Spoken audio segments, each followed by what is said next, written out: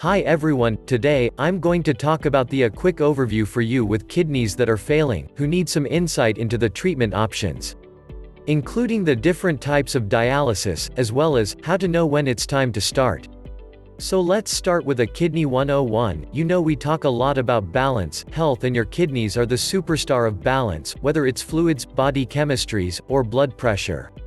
Our kidneys orchestrate with other major organs, to keep this delicate equilibrium going 24/7. All this while filtering out waste products created by our body's metabolism. So when your kidneys start to shut down, your body has a hard time keeping a balance. You might retain fluid or waste products, or sodium might become abnormal, your blood pressure. So you need a new way to filter, balance your fluids, and electrolytes. This is where decisions about kidney transplant and dialysis come in. It takes a while to plan, then to transplant, or dialysis. Your doctor will usually start planning for this when your GFR, which stands for glomerular filtration rate, test of your kidney is around 20. This is about the same as 20% kidney function. This doesn't mean you need to start dialysis. Most people start dialysis when their GFR gets below 12 or so on.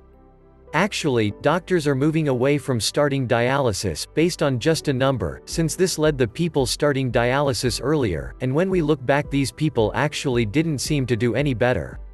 We want people to start thinking about their treatment options, at least a year before they are going to need to start dialysis, as it takes at least 3 to 6 months to make dialysis happen.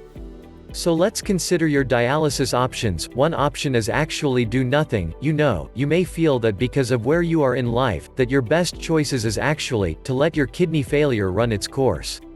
We call this conservative care, and the goal is to preserve kidney function for as long as possible through diet medications. But knowing that, this will not stop the slow decline in the kidney function, and will ultimately lead to death.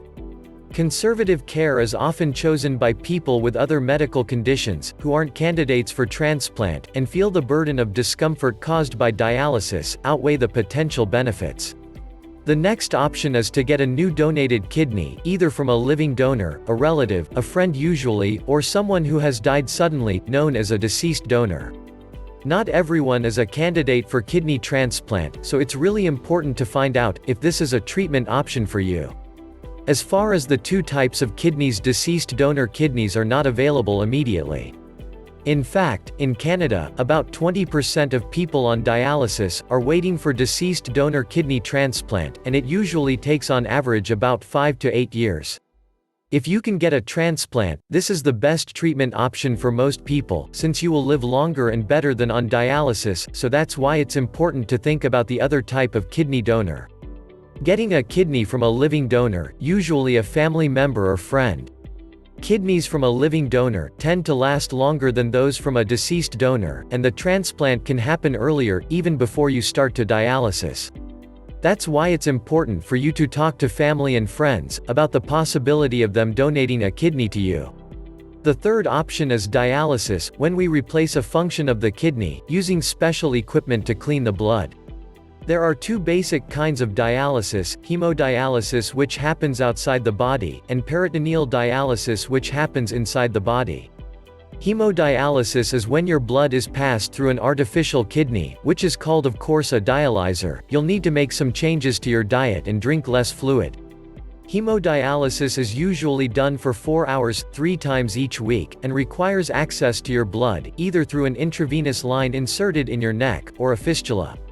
A fistula is created surgically by connecting an artery and a vein in your arm. This can take 3 months to be ready for you, so it requires some planning. Just ask your doctor which is the right option for you. Let me summarize. There are two main treatments if you need dialysis. One is hemodialysis, where you typically go into a hospital or clinic on a predictable schedule, and are hooked up to a dialyzer, for about 4 hours 3 times a week, and you need to make dietary changes. The second treatment is peritoneal dialysis at home, which can be done with 30-minute exchanges 4 times a day, or by setting up a machine at bedtime, which automatically does the exchanges while you sleep. PD is portable and you can take it with you, if you need to travel or, if you want to do it outside your home. Both these approaches require procedure for access and some training, so if possible it's important that you make this decision at least 3 to 6 months before you actually need dialysis. Now there is the only program available in the world with solutions that can reverse kidney disease and improve kidney function at home, which called the Kidney Disease Solution.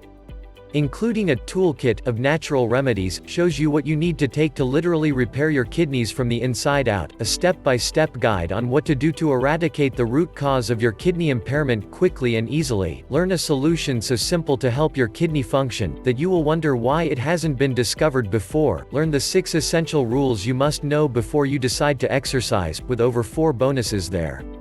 All definitely give you personal ongoing treatment, help you improve kidney function, and safeguard your kidneys from further damage.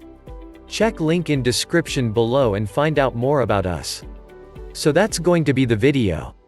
Thanks for watching. Don't forget to subscribe if you're new, and I'll see you in the next video.